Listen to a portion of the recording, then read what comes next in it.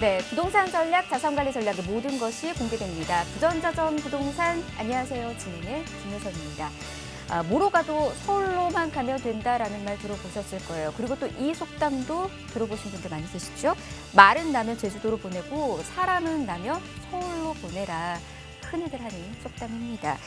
지방대를 나온 청년들조차 대학을 나오면 서울 쪽으로 취업을 하고 있는 그런 현실이 있다라고 하는데, 이처럼 서울을 둘러싼 인구는 현재 계속해서 증가하고 있다라고 합니다. 그렇다 보니까 사람은 너무 많은 게 서울이고요. 지방 같은 경우에는 사람의 그림자도 찾아보기가 참 어려워진 게 요즘에 그런 현실이다라는 얘기들도 좀 해보고 있습니다. 그렇다 보니까 양극으로 치닫고 있는 그런 모습들까지 좀 보여주고 있어요. 지방과 서울의 격차가 계속해서 커지고 있는데, 이게 부동산 시장에서도 많은 부분들을 또 놓치고 있다라고 합니다. 자, 어떤 부분들이 지금 야기되고 있는지, 그리고 이런 시점에 부동산 전략은 어떻게 세우면 좋을지, 이와 관련된 이야기 오늘 이 시간 통해서 저희가 전해드리도록 하겠습니다. 오늘도 주목해 주시길 바라겠고요. 방송 중에 궁금하신 사항은 전화와 문자 열어두고 있도록 하겠습니다. 연락 주시길 바랄게요. 자, 무료 상담 전화부터 소개해드리겠습니다. 02-1638-3949번, 또 정보용료 100원 부과되는 샵 3989번으로 문자 간단하게 남겨주시면 계속해서 친절히 도움드리도록 할게요. 자, 그럼 부전자전 부동산 본격적으로 출발합니다.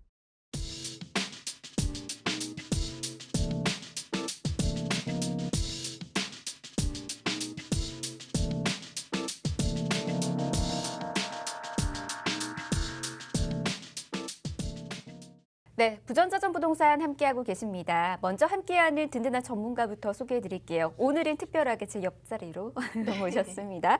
자, 오늘은 바른길 부동산 전략연구소 이채빈 소장 모셨습니다. 어서 오십시오, 소장님. 네, 안녕하세요. 네, 네. 여기서 인사하니까 또 더 좋네요. 그러니까요. 네. 우리 시청자분들에게 인사 부탁드립니다. 네, 안녕하세요. 네, 오늘 여기 자리에서 또 뵙네요.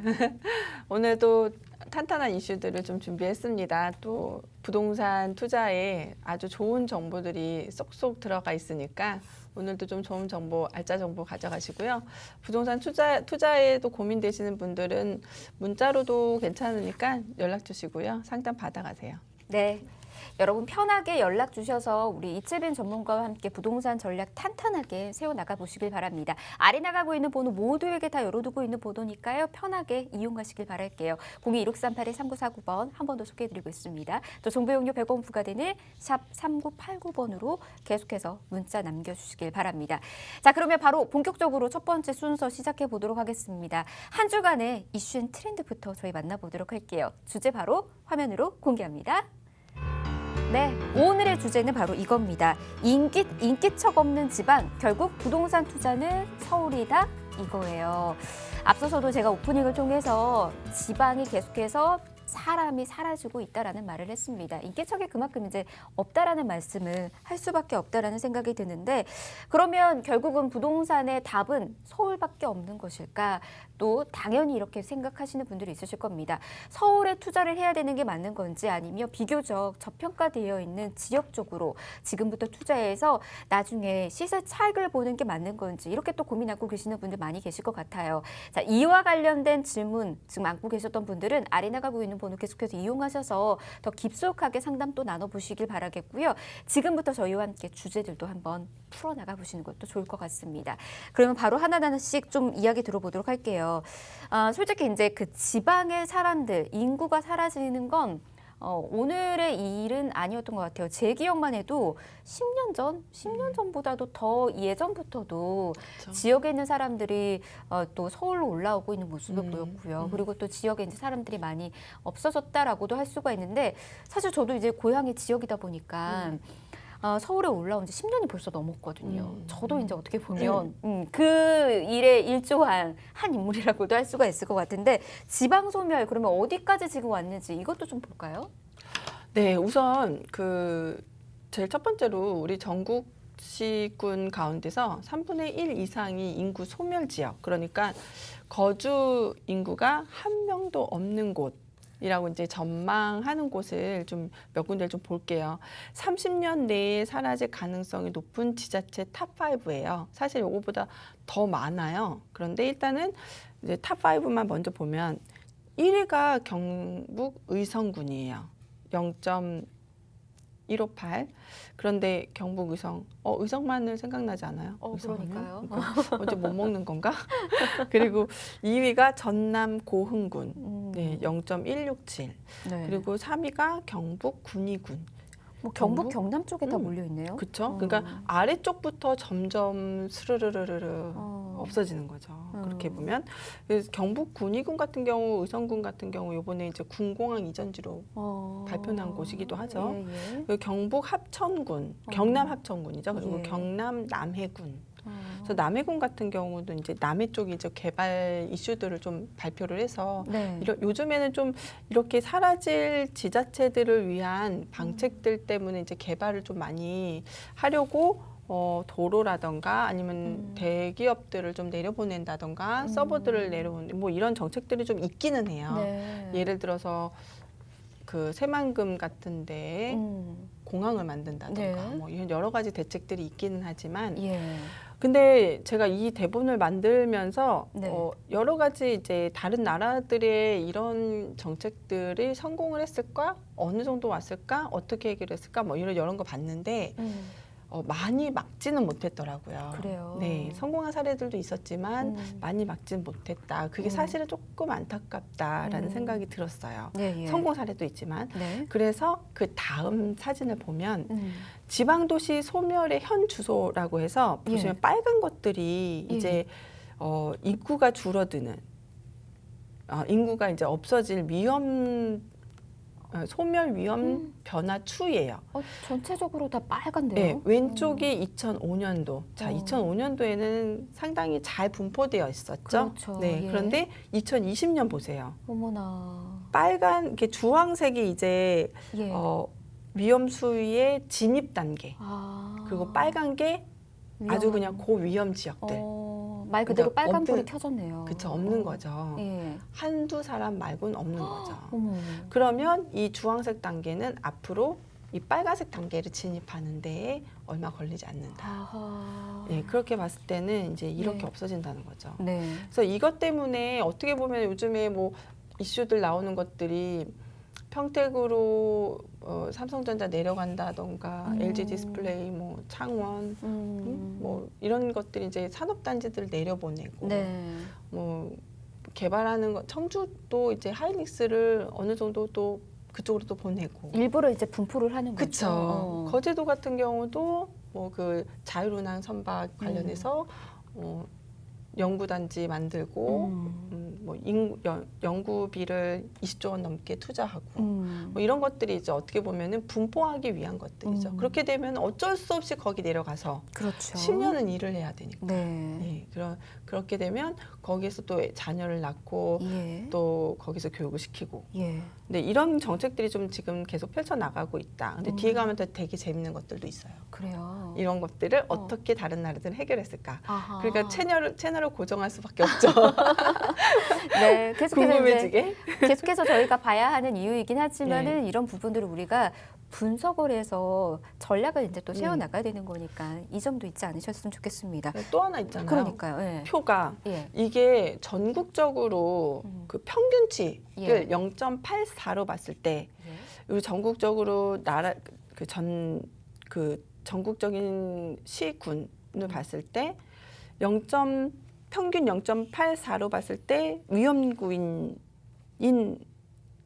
데가 있죠. 예. 거기가 이제 전남, 경북, 전북, 강원, 충남, 충북, 부산, 경남 이렇게 쭉 올라가는 거예요. 그러니까 서울과 가까이 있지 않는 곳들은 거의 대부분 다라고 해야 되지 않을까요? 그렇죠. 네. 점점 이제 위험 수위다라고 볼 수 있는 거죠. 그래서 서울하고 근접한 곳들이 그나마 좀 위험 수위에서는 많이 벗어났다라고 네. 볼 수가 있는 거죠. 그 나머지 곳들이 이제 아까 지도에서 봤었던 그 주황색의 불이 켜져 있는 곳들이지 않을까 뭐 이런 생각이 좀 들기도 합니다. 그만큼 이제 인구가 많이 줄어들고 있다라는 것을 저희가 이제 하나하나씩 지금 좀 봤는데 사실 이렇게 인구가 줄어든다라는 것 자체가 어떻게 보면 지방 소멸의 원인이다 뭐 이렇게 할 수는 없다라고 저는 좀 생각이 들거든요. 어떻게 생각하세요? 일단은 그 지방 소멸의 가장 큰 원인은요. 첫 번째가 그 저출산이죠. 예. 여성 인구의 감소예요. 예. 근데 여성 인구가 왜 감소할까요?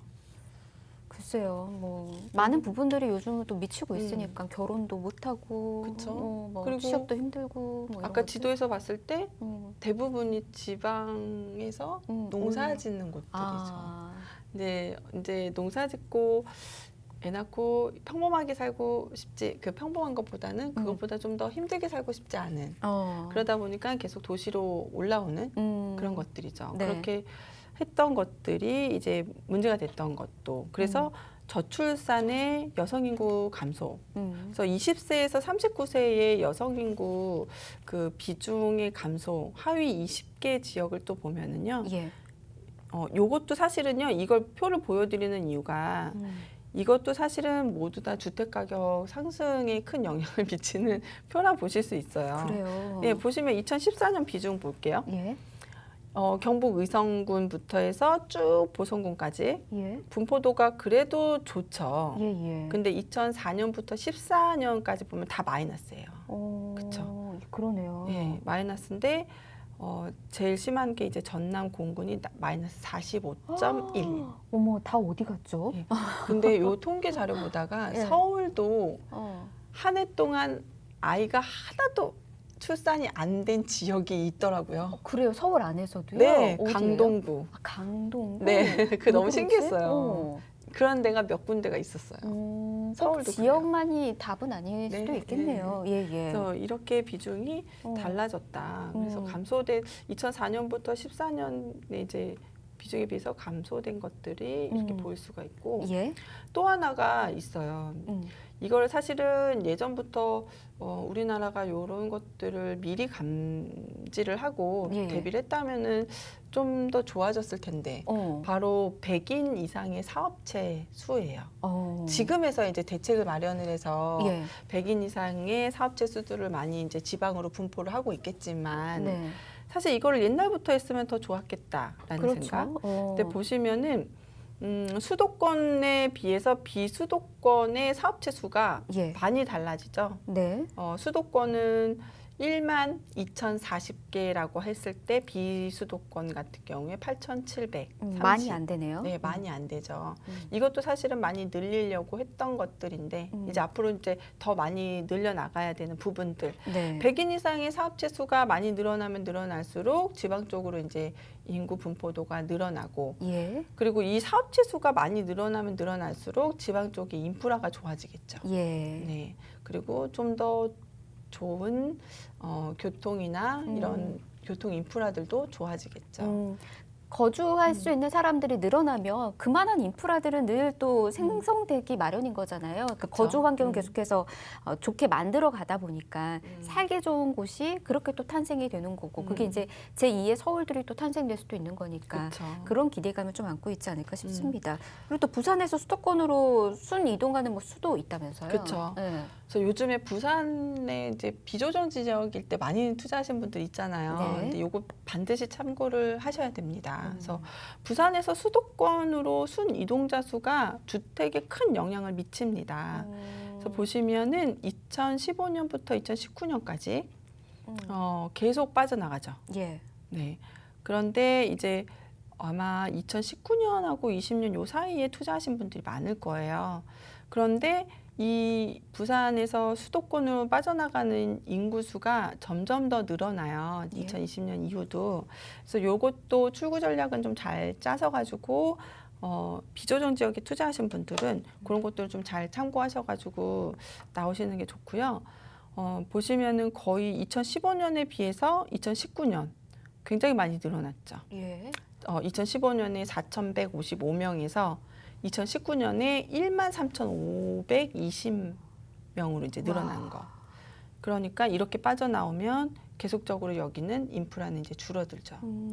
이런 단점이 있다는 거. 또 하나는 부산의 3040 인구 추이. 예. 여기도 보시면은 2021년은 89만 7,193명이지만 2030년 보면은 79만으로 줄어들어요. 네. 거의 10만이 줄어들죠. 그렇네요. 그래서 10만이 줄어드니까 네. 그래서 2026년 7년에 뭐 많이들 이제 주택을 어떻게 뭐 정리할까 뭐 이런 고민들 하시는데 요것도 사실은 큰 영향을 미치니까 뭐 이제 정리를 하시면 좋지 않을까요? 예. 그리고 이제 3040 세대가 어떻게 보면 이제 출산과 관련해서 가장 연관이 깊은 세대이기도 하고, 그리고 이제 부동산과 관련해서도 많은 고민을 하는 그런 세대인 건데, 거의 10만 정도가 빠져나갔다라고 하면은 그 10만이 어디 가겠습니까? 다 서울로 모인다라는 거잖아요. 이런 흐름들도 여러분 또 알아두셔야 되지 않을까 싶습니다. 이렇게 저희가 지금 계속해서 바뀌어가고 있는, 그리고 그 흐름들 좀 짚어드리고 있는데, 사실 이제 서울에 지금 거주하고 있으시는 분들은 이렇게 지방에 사람들이 점점 빠져나가고 있고 또 지방이 소멸되고 있고 이런 이야기들을 그냥 뉴스나 TV에서만 보고 피부로 와닿지 못하시는 분들이 좀 많이 계실 거예요. 저 역시도 좀 그런 것 같아요. 이렇게 서울 어디 좀 유명한 곳만 가게 되면은 어떻게 보면 그런 것들 많잖아요. 붐비고 사람 많고. 그쵸. 예, 그렇다 보니까 당연히 이게 당연할 것이다라는 그런 생각들을 하다 보니까 좀 그런 부분들에 대해서 좀 인지를 못하고 있었는데 이렇게 표를 보니까 확실하게 우리가 이제는 좀 알아둬야 되겠다라는 생각도 좀 드는 것 같습니다. 그러면 이것부터 좀 알아가면 좋을 것 같아요. 이렇게 소멸될 경우에 문제점이 무엇인지. 그게 무엇일까요? 가장 우려되는 부분들이 최악으로 갈 경우에는 네. 국가 소멸이죠. 국가 소멸? 이거 너무 우리나라는 무섭다. 그렇게까지는 안 돼요. 네. 왜냐하면 우리나라는 땅에 비해서 인구가 너무 많기 때문에. 오. 그런데 이제 계속 지방이 계속 사라지고 한 곳에만 밀집되게 되면은 이제 산업화가 진행이 계속 안 되니까 네. 그렇게 가능성이 높아지고 그리고 뭐 사고팔고 되지 않고 빈집들이 늘어나고 뭐 인구가 한쪽에만 몰리게 되면은 이제 그런 문제들이 생기죠. 근데 되게 재밌는 사실이 뭔지 아세요? 뭐예요? 스페인에는 300평짜리 집이요. 네. 우리나라 돈으로 4천만 원밖에 안 해요. 4천만 원이요? 저 지금부터 스페인 가면 될까요? 아니 왜 그렇게 근데 저렴한 안 거예요? 팔려요. 그것도 그래도 안 팔린다고요? 우리나라의 중심가와 인접해 있는 어. 수도권의 집인데 어머, 왜 그러지? 그만큼 네. 사람이 없다라는 뜻일까요? 다 이제 중심가로 몰렸다는 거죠. 다들 이제 중심에서 좋은 인프라를 누리고 살고 싶다는 거죠. 인간의 욕심은 끝이 없고 그렇죠. 이게 또 4천만 원이라는 저렴한 가격에도 나와 있지만 거들떠도 보지 않는다는. 그렇죠. 이거 정말 너무 놀라운 그런 모습인 것 같습니다. 자, 그러면 이게 이제 매도도 안 되는 그런 집인 거고 그런 게 계속해서 이제 늘어나고 있다라는 거잖아요. 실제로 그러면 저희가 스페인을 잠깐 만나봤지만 스페인 외에도 정말 다양한 국가에서 이런 현실들을 좀 빚어지고 있을 거란 생각이 좀 들어요. 어떤 그런 현상을 보여주고 있는지 그것도 좀 들으면 재미있을 것 같은데 어떨까요? 네, 사실 그것 때문에 우리나라가 이런 나라들의 예전에 우리나라랑 비슷하게 겪었던 나라들을 벤치마킹을 해서 지금 뭐 대책 마련을 하고 예. 많이 잘 추진을 하고 있어요. 예. 뭐 도로들도 2030, 뭐 2040 계획들로 해서 거미줄처럼 사각으로 이제 예를 들어서 20-30분대의 중심가로 가는 건 충분히 길 막히지 않도록 네. 갈 수 있도록 그런 계획들도 짜고 있으니까. 네. 그런데도 일단 다른 나라들은 어떻게 됐는지 좀 볼게요. 근데 먼저 일본, 가까운 일본을 좀 잠깐 보면은요.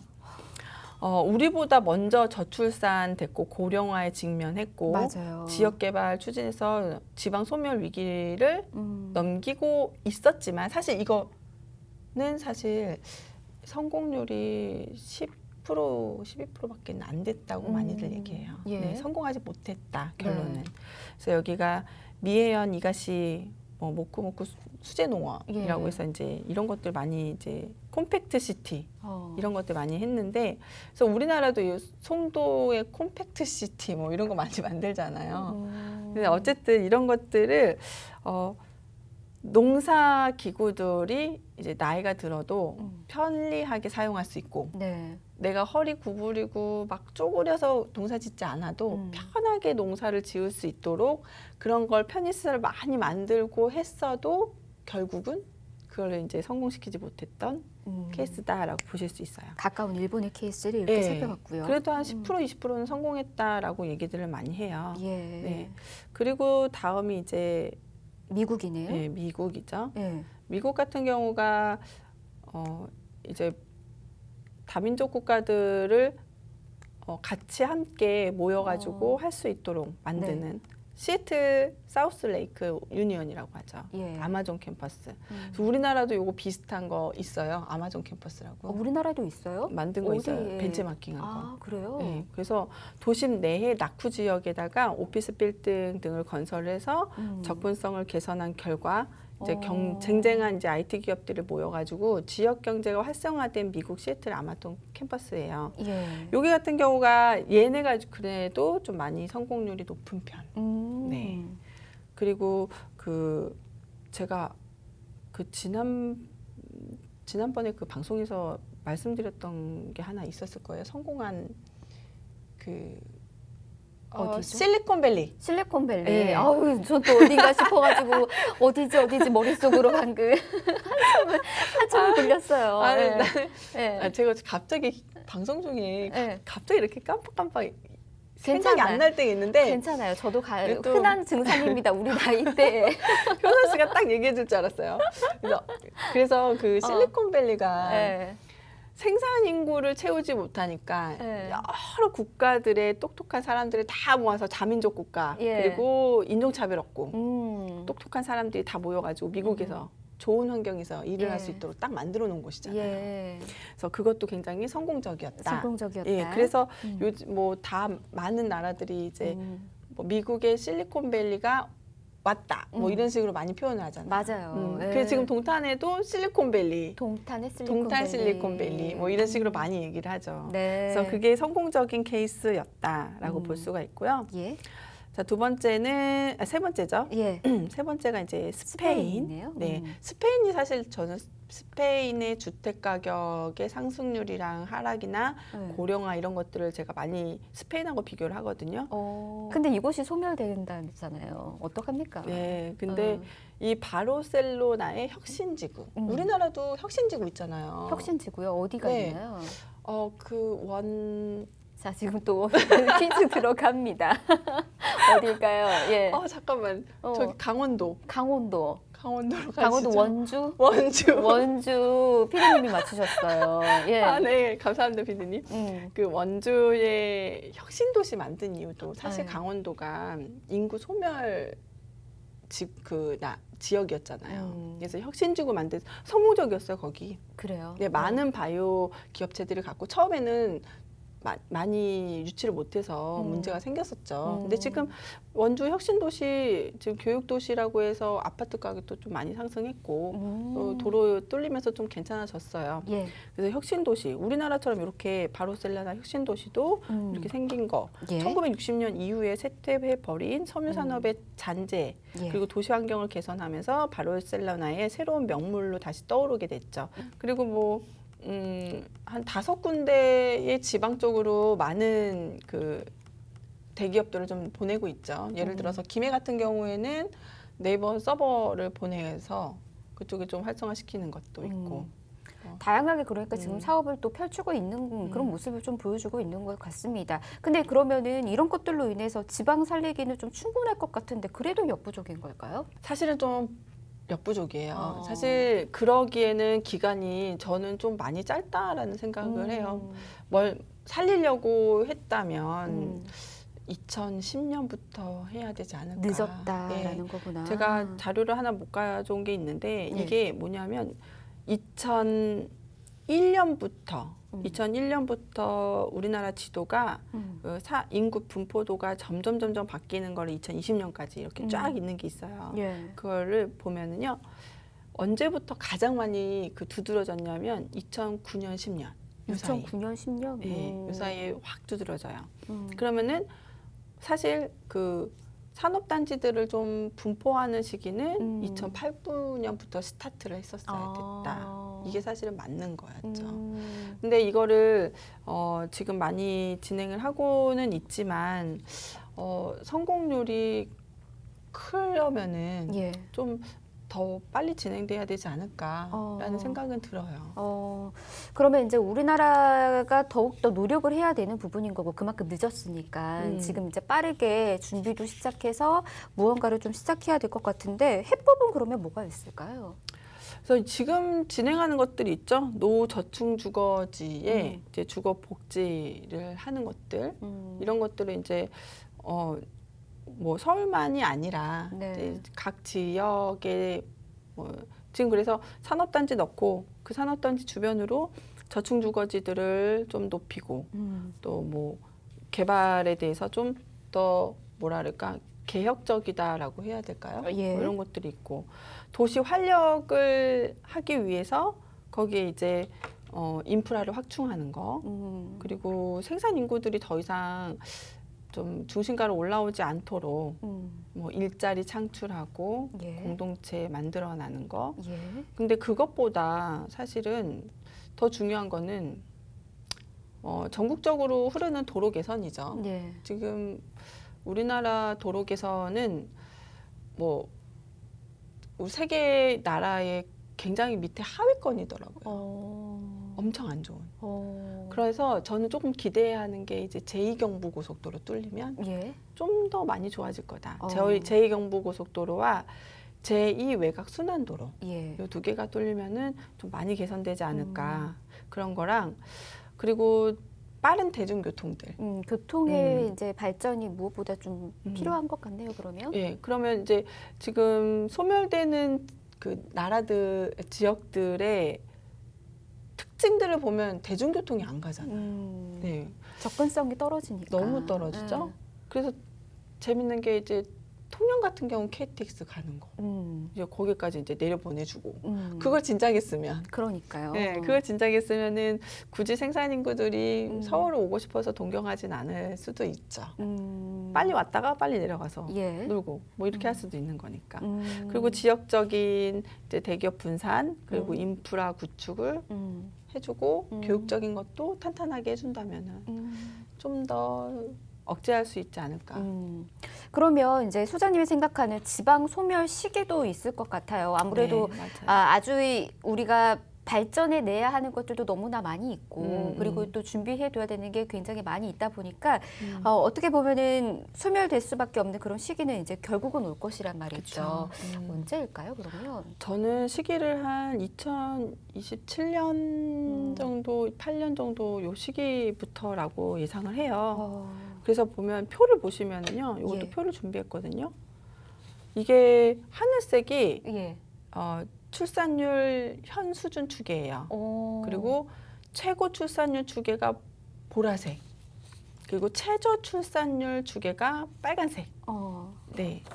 그렇게 봤을 때 최저 출산율 추계로 기준을 봤을 땐 2027년. 예. 그래서 제가 그랬잖아요.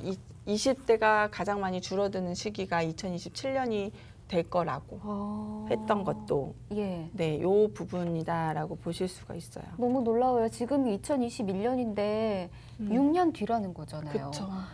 이게 너무 너무나, 빨라. 너무 소름 돋는 게 그렇죠. 너무 먼 미래가 아니라 너무 가까운 미래에 이런 지금 현상들이 나타날 것이라는 게 오늘 무슨 공포 특집 같아요. 그래서 요즘에 예. 요즘에 뭐 그런 거 있잖아요. 미운 우리 새끼. 그리고 나 슈퍼맨이 혼자 살고, 돌아왔다. 애기 나오는 프로그램이 많이 늘어나지 않았어요? 신혼부부 얘기들 예, 이런 예, 것들이 예. 어떻게 보면 이게 저출산을 좀 억제하기 위해서 장려하기 프로그램을- 위해서. 그렇죠. 그래서 일부러 더 그런 프로그램들이 그렇죠. 만들어지는 나오고 있고. 거죠. 아니 저희 팍스 경제 TV에서도 이 정도 되면은 아이들 나와가지고 같이 부동산 공부하고 그래야 될 것 같습니다. 우리 아이들도 같이 함께하는 부동산. 네, 그렇게 해서 우리가 이제 저출산에 있어서 대비도 하는 것이고 출산 장려 프로그램을 해서 나라에서 인정받는 팍스 경제 TV가 되는 것이고 사장님 보고 계시는 거죠? 자 이렇게 좀 저희가 심각한 이야기를 좀 해드렸는데 이제 여기서 중요한 건 결국은 우리가 이제 부동산 얘기를 해야 되는 거잖아요. 그렇죠. 이렇게 계속해서 지역이 소멸되고 있는 현상에서 그런 부동산 투자의 답은 당연히 서울이지 않을까라는 생각을 할 수밖에 없어요. 그럼요. 어떻게 생각하세요, 그러면? 그건 당연한 거예요. 당연한 얘기일 수밖에 없어요. 예. 그래서 서울에 집을 두세 채 적어도 한 2개 정도 갖고 계셨으면 좋겠습니다라고 했는데 고민해 볼게요라고 하면은 후회하실 거예요라고 많은 얘기를 하는데 예, 예. 서울에 계집도 오르는데 그러게요. 계집이라도 갖다 놓고 깔고 그러게요. 있으셔야 정말 되지 그렇네요. 않냐. 어. 한두 평짜리 진짜 한두 평짜리의 강남에 조그마한 땅 하나만 갖고 있어도 가격이 그렇게 상승하는 게 서울인데 이걸 너무 오래 고민하시면은 계속 네. 시기를 놓치게 되죠. 그렇네요. 그러면 어디에 투자를 해야 되는 걸까요? 딱 집어드리기는 좀 어렵고 질문을 할게요. 예. 질문을 해야지 사실 그거잖아요. 생선을 잡아서 주느냐, 먹고 싶은 생선 내가 잡느냐, 입에다가 넣어주느냐, 그렇죠. 아니냐, 내가 잡느냐. 뭐가 좋겠어요. 예. 그러면 질문할게요. 예. 가장 먼저 생긴 지하철이 어딜까요? 1호선. 그렇죠. 예. 1호선 라인이 지금 몇 년도에 생겼을까요? 몇 년도까지는 조금 어려운데. 1980년대 초예요. 1980년대 초. 그렇죠? 진짜 너무 이것도 노후됐죠. 늦었다. 예. 근데 이번에 역세권 개발의 조건이 뭐였죠? 오래된 역을 개발하는 거죠. 서울 그러면, 안에서. 네. 인프라가 지금 그렇죠? 또 활성이 되는 곳으로. 그러면 어디일까? 거기까지만. 아니야. 우리 안 다음 돼. 회차에서 얘기하면 안 돼요? 안 돼요, 안 돼요. 우리 지금 이거 조금만 더 알려드려야지만이 우리 시청자분들이 오늘 발 뻗고 잠을 잘 수가 있습니다. 이거 쭈그리고 자야 돼요. 조금만 더 얘기를 해주셔야지 전략을 세워나가실 수가 있습니다. 궁금하신 분들 더 연락 주셔도 되고요. 네. 좀 더 이야기 들어보자면 어딜까? 저는 사실 요즘에 네. 중공업 지역들을 보고 있어요. 왜냐하면 예, 예. 얼마 전에 국토부 장관님이 중공업 지역에 주거를 공급할 수 있는 그 용도 변경 예. 상향 등에 대해서 얘기를 했죠. 음. 중공업 지역, 서울에서 중공업 지역이 면적을 많이 차지하는 데가 별로 없거든요. 중공업 지역 쪽으로. 그렇죠. 예. 근데 면적을 많이 차지하는 데가 사실은 금천구, 구로구, 영등포구죠. 그러고, 예. 영등포구. 그런데 예. 거기가 대부분이 뭐 3분의 1, 2를 차지하죠. 예. 그럼 얘네들이 회사를 계속 지으니까 네. 주거 면적이 줄어드니까 더 어. 이상 지을 데가 없잖아요. 맞아요. 집들은 계속 노후되고 예. 개발을 해야 되니까. 개발할 수 네. 있는 근데 그런 거기들이- 시기가 왔다. 그렇죠. 좋아요. 그래서 네, 우리 많이 좁혔지 않아요? 여기까지 딱 네. 들으면 답이 오시는 분들이 네. 많이 계실 것 같습니다. 네, 그렇죠. 이 외에 이제 전략이 필요하시는 분들은 연락 주시면 저희가 친절하게 전략 탄탄하게 세워드리도록 하고요. 또 고민 남겨주시면 저희가 잠시 뒤에 언니에게 물어봐 우리 채빈 언니와 함께 그 고민들까지 풀어드리도록 하겠습니다. 자, 이쯤에서 그러면 오늘의 이슈 정리 좀 해보도록 할게요. 인기척 없는 지방 결국 부동산 투자는 서울뿐인가 어떻게 정리할 수 있을까요? 네. 일단 그 갖고 계신 지방 쪽으로 갖고 계신 분들은 좀 정리를 하시는 게 좋지 않을까라는 생각이 들어요. 그래서 너무 많이 갖고 계신 분들 가끔 있거든요. 그래서 정리하시고 소자본이라도 서울에 작은 집이라도 마련하는 것을 좀 추천을 드립니다. 또 중심가로요. 그 지방에 주택을 많이 투자하셨다면 이젠 조금씩 좀 정리를 하는 것을 이제 추천드리고요.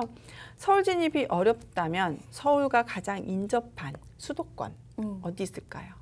과천, 인덕원, 안양 뭐 이런 쪽 또 이제 공략을 해보시는 것도 좋을 것 같아요. 예.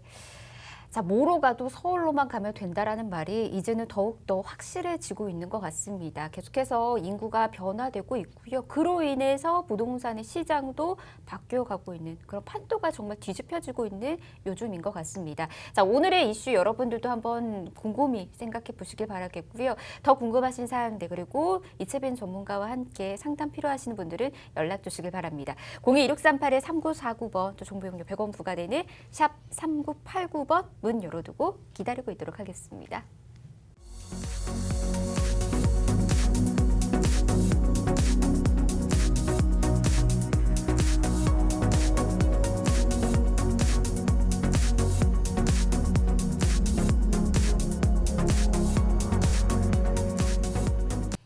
네, 부전자전 부동산 함께하고 계십니다. 자, 이번에는 여러분들의 부동산 고민들 풀어드리는 시간을 가져보도록 하겠습니다. 사실 정말 이 시간을 기다리시는 분들이 꽤 많이 있으시더라고요. 문의 정말 많이 오고 있고요. 고민도 정말 다양하게들 갖고 계시는 것 같더라고요. 자, 지금 방송 시청하시는 분들도 연락 주시면 저희가 채빈 언니와 함께 고민 풀어드리도록 하겠습니다. 02-1638-3949번, 또 정보용료 100원 부과되는 샵 3989번으로 문자 계속해서 남겨주시기 바랍니다. 자, 그럼 오늘 준비된 첫 번째 고민 바로 만나보도록 하겠습니다. 화면과 함께 만나보시죠. 자, 오늘의 고민은 이겁니다. 지난 부전자전 임대료 편 방송을 봤습니다. 그 방송을 시청하고 나니 이 수익형 부동산에 꼭 투자를 해야겠다는 생각이 들더군요. 현재 여유 자금이 1억 원 정도 있는데 이 돈으로 투자할 만한 곳이 어디가 있을까요? 라고 보내주셨습니다. 이렇게 이제 저희 방송을 보고 어디에 투자를 하면 되는 것인지, 그리고 그곳에 대한 관심을 안고 계시는 분들이 늘어나고 있는 것 같더라고요. 자, 그러면 이분의 고민도 한번 풀어드리도록 하겠습니다. 전문가 아니죠? 채빈 언니, 어디에 지금 투자하면 될까요? 네, 지난주에 그 임대료가 우리나라가 좀 저평가되어 있다라고 해서 방송을 보셨나 봐요. 그래서 사실 우리나라가 다른 나라에 비해서 좀 이렇게 경제 성장률이라던가 GDP에 비해서 좀 임대료가 낮게 평가되어 있긴 했죠. 근데 앞으로 경제 성장률에 비하면은 더 상승할 가치가 더 높다고 봤을 때 지금쯤 수익형 부동산 투자해 놓으시면은 나중에 이제 중심지에 퇴직연금과 같은 그런 똑똑한 한 채를 가질 수 있다라는 희망을 좀 가질 수가 있는데요. 그럼 어떤 데를 봐야 할까? 가장 땅에 비해서 인구 밀도가 높은 곳, 그리고 상권도 탄탄하고 인프라도 잘 형성돼 있고, 그런데 여기서 강남이나 삼성동보다는 좀 더 저평가되어 있어야 하고 앞으로 가격이 크게 상승할 수 있는 그런 데를 보셔야 되죠. 그래서 저는 이제 강남과 1인 가구 증가율이라던가 상업지라던가 중공업 지역도 상당히 높은 지역으로 보고 있는 곳이 바로 영등포입니다. 2도심으로 이제 확정이 되었죠. 게다가 이렇게 신안산선이라던가 경전철 같은 경우 가장 주택가격 크게 상승시켜주고 인구를 가장 많이 유입시켜주는 이 철도 노선들도 계획이 되어 있죠. 사실 영등포를 처음에 예전의 모습을 봤을 때 1990년대에 경방필백화점이 들어섰을 때 많은 분들이 영등포를 좀 많이 무시했던 지역이었기도 했죠. 외면했던. 그런데 지금 어때요? 그 경방필백화점이 신세계가 인수하고, 그리고 가장 큰 뉴플렉스 10대들, 20대들의 패션 메커니즘이 되고, 그리고 거기에 중공업 단지들이 주상복합이라던가 이런 것들이 굉장히 많이 생기고, 또 굉장히 낙후되었고 연탄 공장이 많았던 신도림동 같은 경우 현대백화점이 들어섰죠.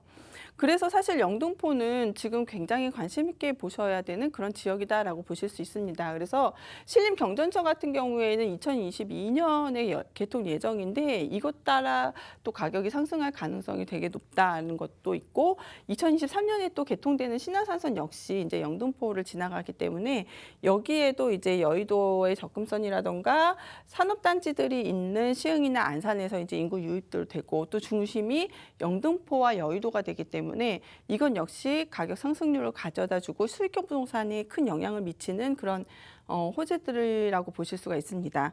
좀 다음을 보시면은요, 또 하나가 이제 영등포는 제물포 터널길. 그래서 영등포 보시면은요, 땅에 비해서 인구 밀도가 상당히 높은 지역들은 대부분이 녹지 공간이 없습니다. 공원이 상당히 부족해요. 그런 곳이 이제 인천, 영등포, 중공업 지역들이 상당히 많은 곳들, 이런 곳들이 녹지 공간이 없죠. 그런데 여기에 녹지 공간만 조금만 생겨도 생활의 만족도는 지금보다 2배 이상 올라가죠. 그래서 제물포 터널길을 굉장히 유심히 보는데 막히는 길을 상하행선으로 해서 막히는 구간들을 이렇게 뚫려주고 지상은 이렇게 녹지 공간들을 만들어 놓죠. 삶의 만족도가 상당히 높아지기 때문에 주택가격 상승에 큰 영향을 미친다라고 보실 수 있습니다. 그런데 여기에서 더 중요한 거, 생활의 인프라가 탄탄한 곳들은 가격이 계속 꾸준히 상승하는 것들을 좀 보실 수가 있는데요. 영등포의 가장 핵심적인 게 뭘까요? 그 생활 인프라로 인해서 주변의 주택가격이 계속적으로 상승했다는 거예요. 2007년도에 5천만 원대의 오피스텔이 지금은 계속 꾸준히 상승해서 지금 현재 이거는 지금 19년도지만 지금 현재 확인을 해보면은 10평대 이하의 원룸 오피스텔이 1억 2천은 올라갔죠. 꾸준히 상승했던 지역이고 게다가 역도 생기고 그렇기 때문에 주변 인프라가 탄탄하기 때문에 가격이 계속적으로 상승하고 있다. 그 이유는 보시면은 노선도 자체도 주변에 9호선, 5호선, 1호선, 2호선 그리고 다 이용할 수 있고 다중역세권역 안에 있어서 그리고 다리가 굉장히 짧아서 여의도 가시는데 걸어서도 가능해요. 그래서 자전거 길까지도 연결이 된다는 거. 또 하나는 여기에 백화점이 3개가 있죠. 신세계, 롯데 그리고 여의도의 전국에서 가장 큰 현대백화점까지 들어서죠. 이렇게 되면은 여기에 이제 주택 가격에 큰 영향을 미치게 되는데 영등포의 아파트 가격이 상승했던 그 시점들을 계산을 해보시면은요. IFC몰 들어올 때, 63빌딩 들어올 때, 쌍둥이 빌딩 들어올 때, 그래서 여의도의 큰 상업지가 들어올 때마다 계속적인 전세가가 매매가를 뛰어넘고 그래서 매매가가 한 번 더 뛰어넘는 그런 것들을 보실 수가 있는데요. 주변에 보시면은 백화점, 타임스퀘어 그리고 병원까지도 굉장히 인프라가 탄탄하게 있다. 이런 게 이 여러 가지의 그 핵심적인 내용들 때문에 이제 임대료도 계속 상승하고 매매가도 계속 상승할 수밖에 없는 그런 지역이다라고 보실 수 있습니다.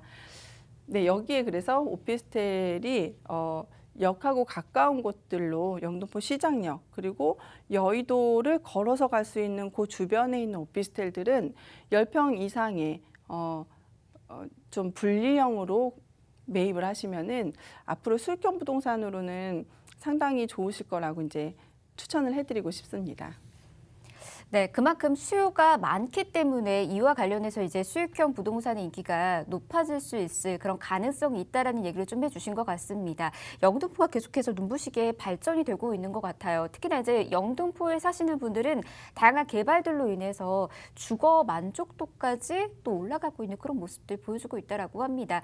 그만큼 많은 사람들이 찾고 있는 곳인 것 같고요. 요즘에 핫플레이스다라는 말까지도 떠돌고 있으니까 이 점 주목하셔서 이곳에 한번 투자 계획 세워보시길 바라겠습니다. 더 궁금하신 사항은 연락 주시면 저희가 친절히 또 도움 드릴 테니까 아래 나가고 있는 번호로 연락 주시길 바랄게요.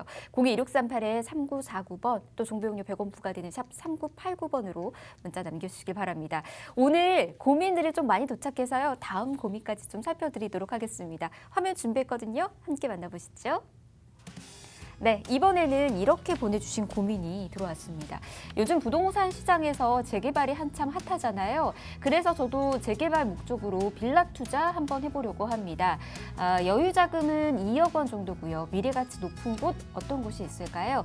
곧 죽어도 투자는 서울이라고 하니 꼭 서울 지역으로 추천 좀 해주세요. 라고 보내주셨습니다.